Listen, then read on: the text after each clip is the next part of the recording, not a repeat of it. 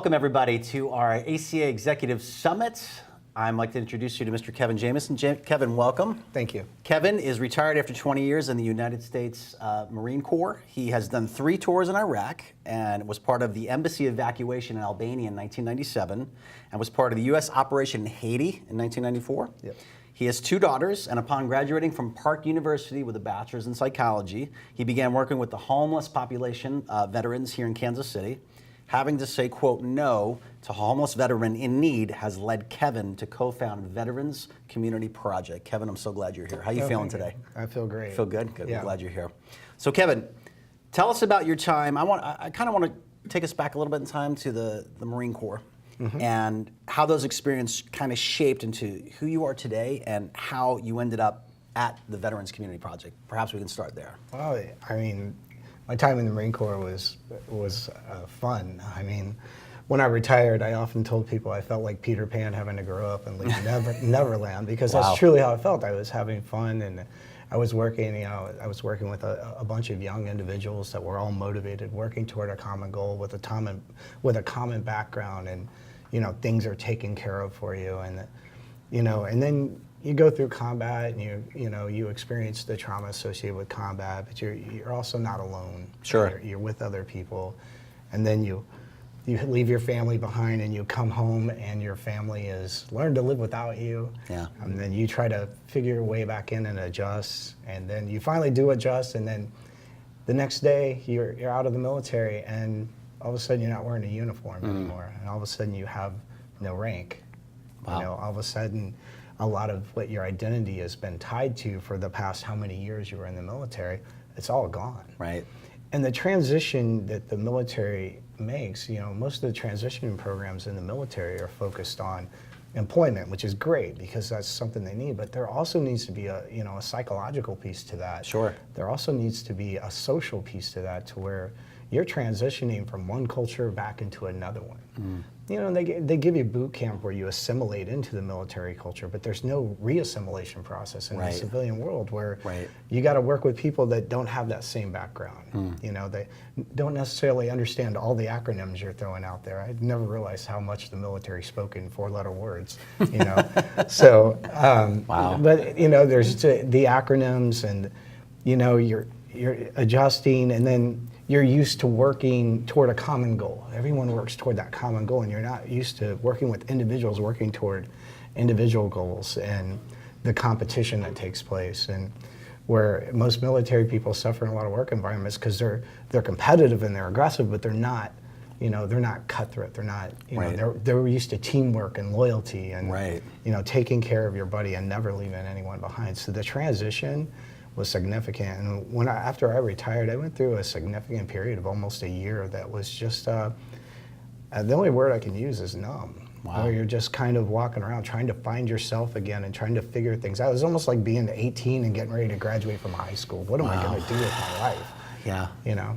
So I think that's a transition on my level. That was my personal experience, and I think most military members go through that.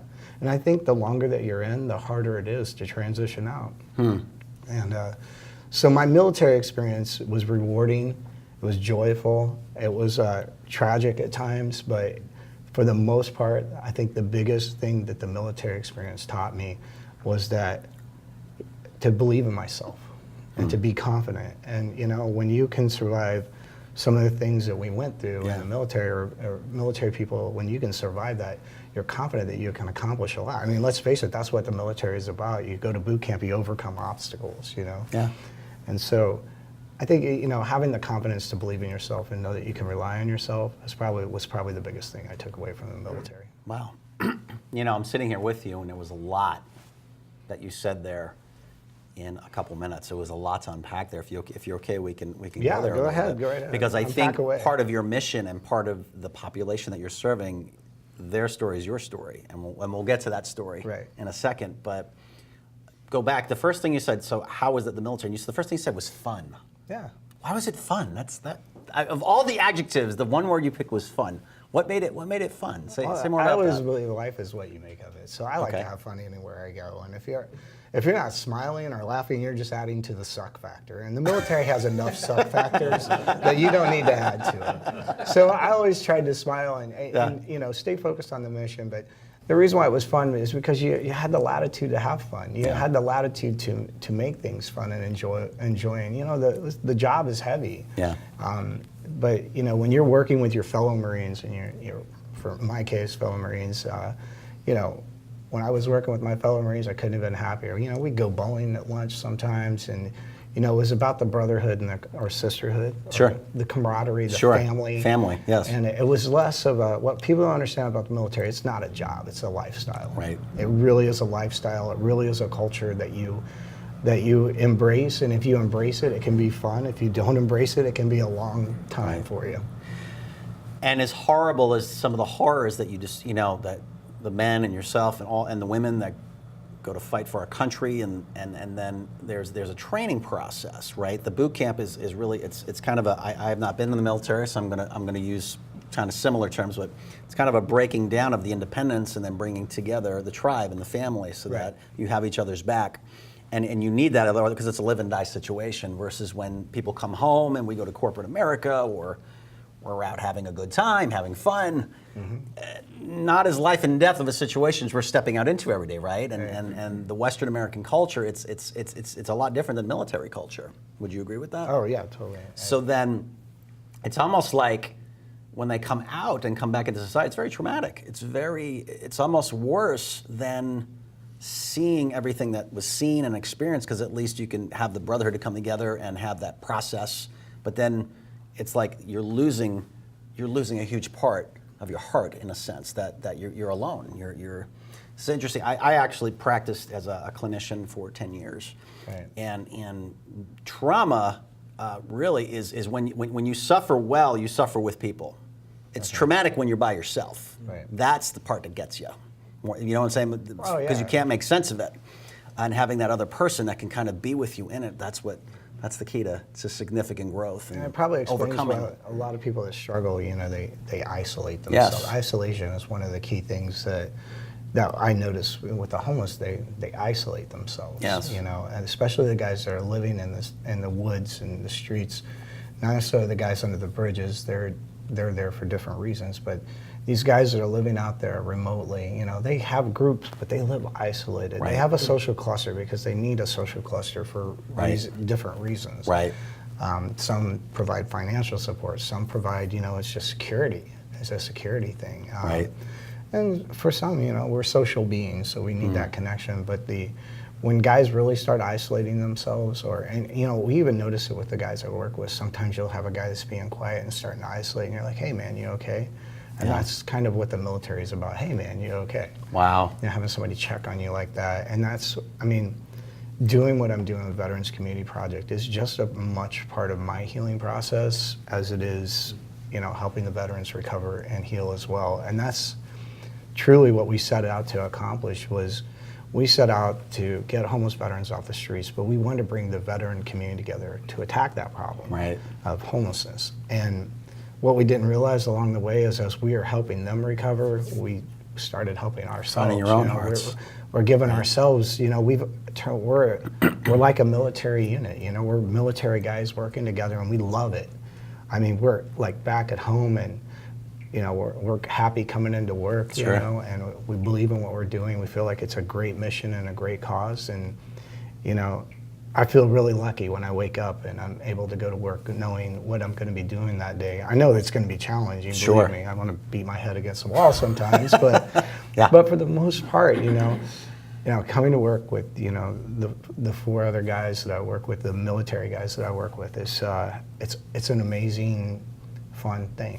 And I like it. And even though two of them were in the Army, I forgive them for that. So but that healthy rivalry is all part of it. Totally. You know? That's Got to jab each other, the Marine Corps and the we give each other a hard time, but that's what it's all about, you know. The Army guys will go put up the 82nd Airborne flag. We'll be out there pulling it down, putting up a Marine flag, and then it disappears. And so, you know, we have a lot of fun with it. But that's what keeps things healthy. That's awesome. And that's what keeps things light, because when you're dealing with a serious, heavy problem, and sometimes we really have to come together to attack that, we're going to have our heavy times, you know. Yes. But when it's time to relax, let's relax and let's take care of business. Okay, so let's, before you get too far into it, let's go Sure. let's go back to this. Okay, so you're out of the military, you're on your own journey.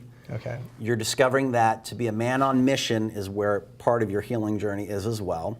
So take us to, you mentioned 4 other guys. Let's tell us that story. How did that all, I don't believe there are any coincidences, but how did this all kind of circumstantially come together, and just Sure. speak more about that, the beginning of the organization that you started. So I was working for a homeless shelter, getting veterans off the streets, Okay. and it was a brand new program starting up, and there were other programs in the area, so it was kind of a competitive thing. And I was doing street outreach, so my job was to go find veterans to bring in the program. And I also knew there was this hotline called 211 that veterans could call if they needed assistance.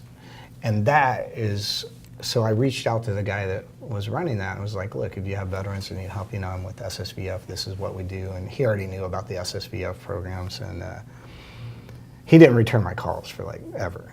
And then he had a family that was going through a house fire, and I'd actually worked with a family already that had been through a house fire, so I was very familiar with the street resource and what needed to happen for him, and that's how he called me. Okay. And that's how we initially started working together. And then he started referring people to our program. And one day I come in and the phone rings, it's like, hey, it's Chris. I was like, yeah. He's like, you got a second? He goes, I just got back from vacation. He's like, I got a message for you. So he plays the message of a vet that I brought in the program that one of our case managers wasn't really doing what they were supposed to do for him. Sure. And I was like, I've got it, man. I'll take care of it. Yeah. He's like, no, wait. Here's another one. Plays another vet. And I'm like, dude, I got it. And then he goes like, no, wait. And he's just being a jerk, right? Yeah. And I was like, I asked him, I was like, oh, Army guys, I used a few explicatives like you. He's like, no, I got one You can more, use them. We right? can beep them out in the editing process. So, it's all good. So anyway, I took care of the problem Yeah. within my organization, and that's how he and I met. And what I soon discovered afterward was when I needed something, I could call him. And when he needed something, he could call me. And I also noticed that if it was 6 o'clock on a Friday night, I could call him and get something. And it was the same way for him. And it just wasn't like that with other agencies. So we noticed our first problem with a lot of nonprofits that serve the homeless. It's a 9 to 5, Monday through Friday thing. And Sure. homelessness doesn't take a have break. those limits, right? Right. So we noticed that, and then so we tried to get a movement together of veterans that worked in the various nonprofits in the city that were working with veterans. So we tried to bring a group together for a luncheon. Wow.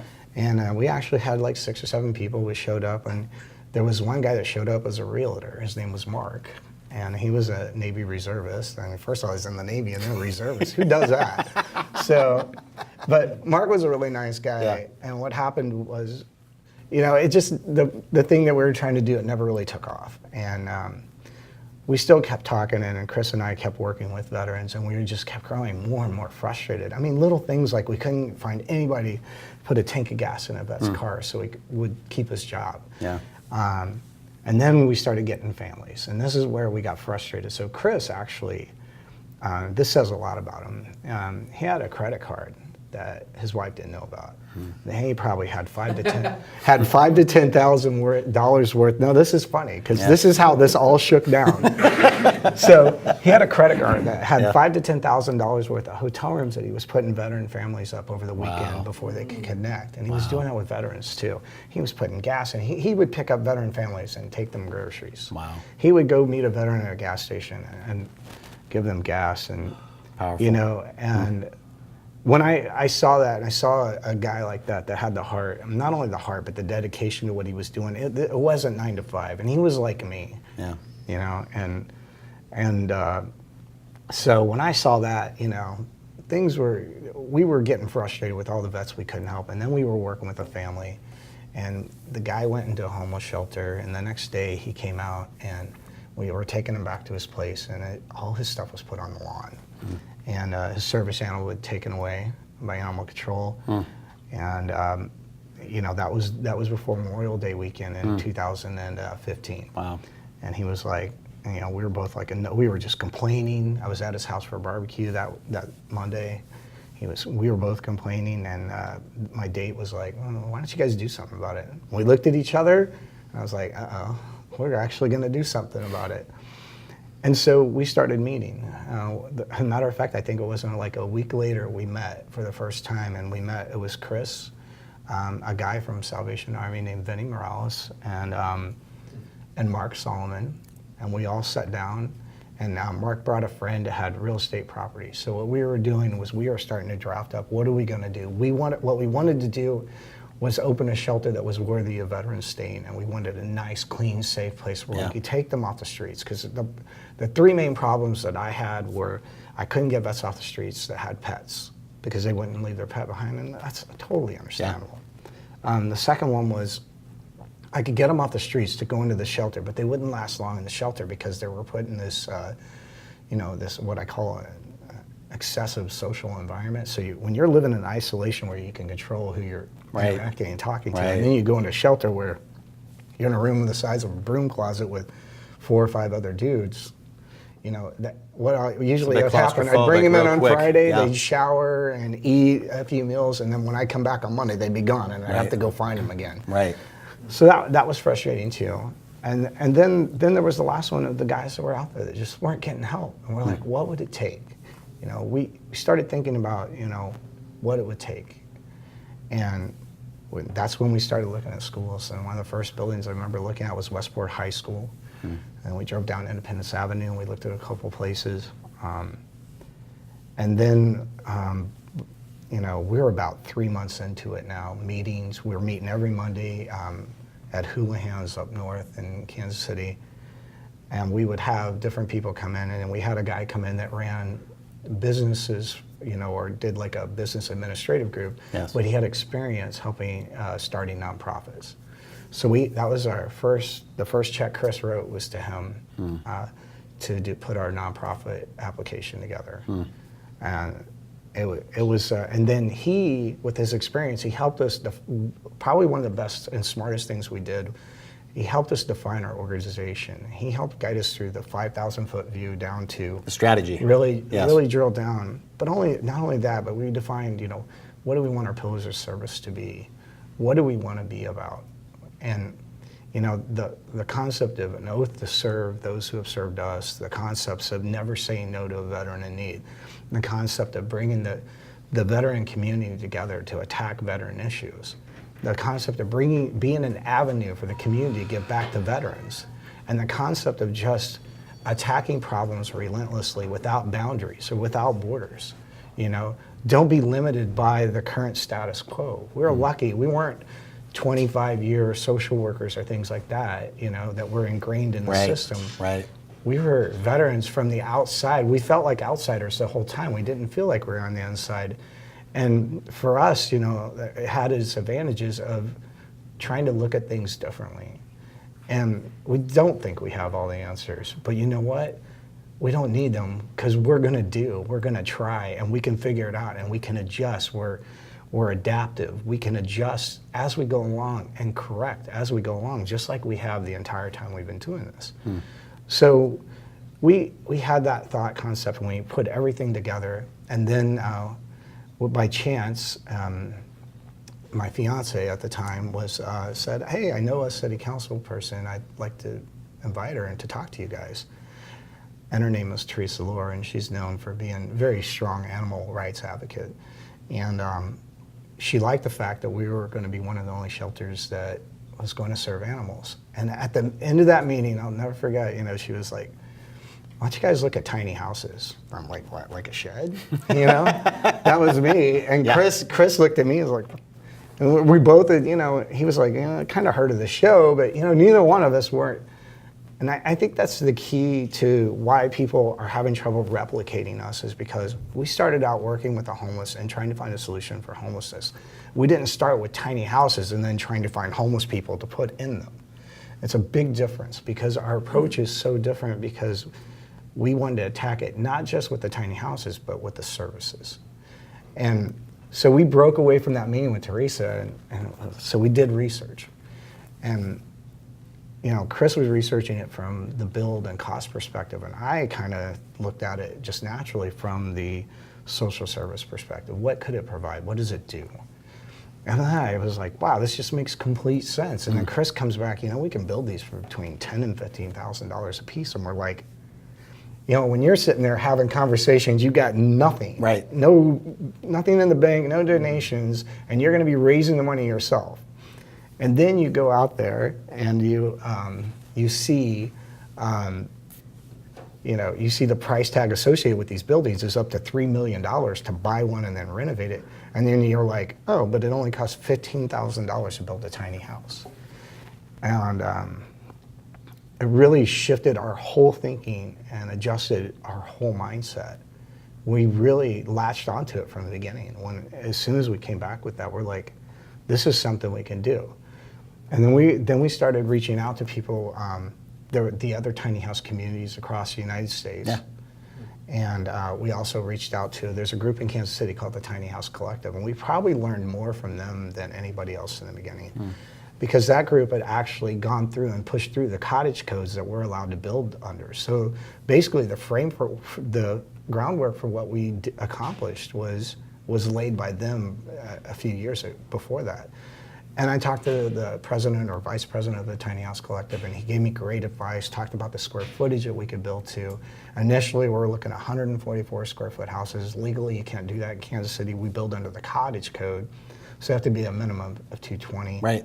So we went through all that and really flushed out the concept of tiny houses, and then we came up with the idea of, let's make a village of them, and let's build a community center that brings all these services, because most of the vets, and I forgot about one of the two major concepts that probably benefited us that when we first started out and we were drawing our plans. One, we didn't want to replicate any other services in the city, because we felt like as a young nonprofit starting up, that would lead to too much competition for funding and things like that, and may politically kill us. Right.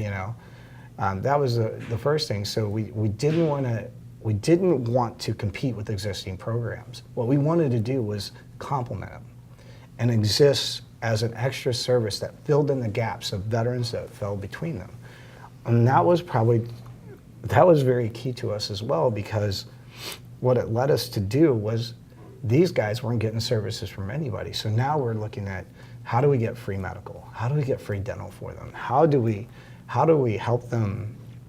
First, how do we get them off the street? Right. Well, that question was answered with a tiny house. Right. I talked to a couple of homeless vets. What if I walked up to you and handed you the key to your own house? Would you follow me and go into it? They were like, hell yes, I would. And I was like, that's interesting. So that tells you they're living out there, but there's something they would come in for. And then, based on observations of places I worked that felt institutional, where I saw veterans being treated like criminals and their only crime was being homeless. Just seeing how some of the vets were treated by the system, it seemed like people that worked with the homeless vets provide services looked for reasons to say no instead of yes. It was all born out of a lot of experience and observation, a lot of what I call the qualitative. It wasn't Sure. quantitative analysis. Sure.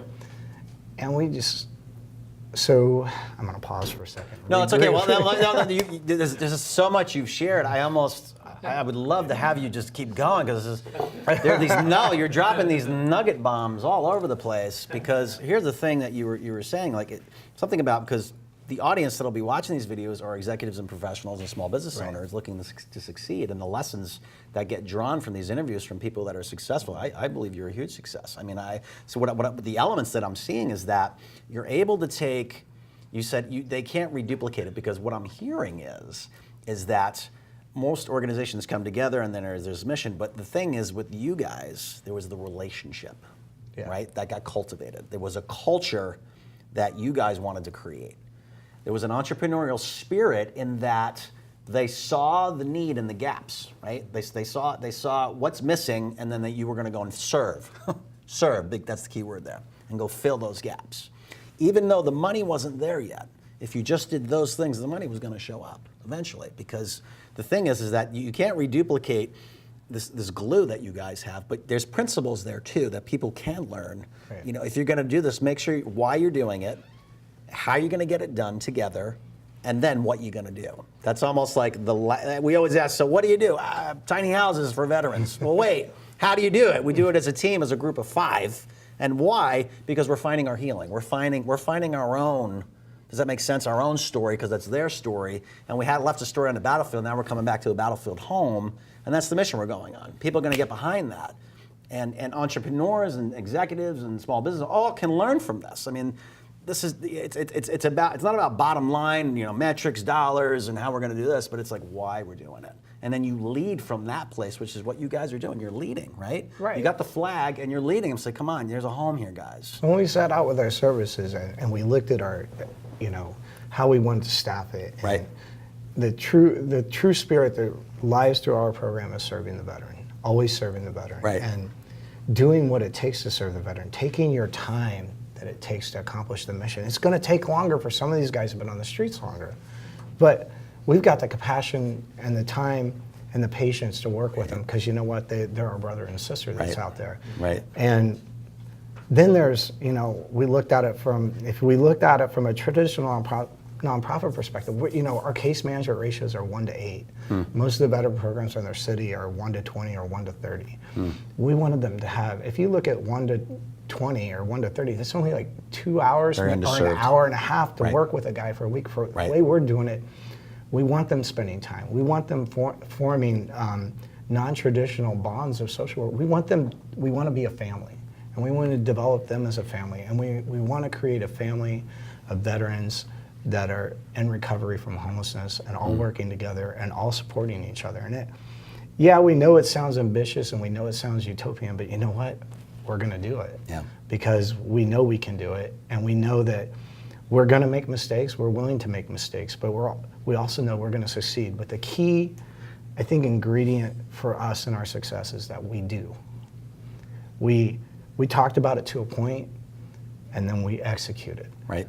And the first thing that we did was we requested a meeting with the mayor of Kansas City. We got on his calendar, and we sat in front of the mayor, and we told him what our plan was. At the time, it was 30 tiny houses, and we didn't know what land, we didn't know anything. We were just sitting in front of him and say, look, all we want to know is if we try to do this, can we get your support? And the mayor, of course, we might have gamed it a little bit. We met with him on the Marine Corps birthday, and he was a Marine, and I was a Marine. So we might have gamed it a little bit, tugged on the heartstrings. Strategy. Who's going to say no to veterans near Veterans Day? Right. But the mayor was very supportive, and as a matter of fact, he's the one that linked us up with the land bank, and where we searched for the land, and then we found the plot of land.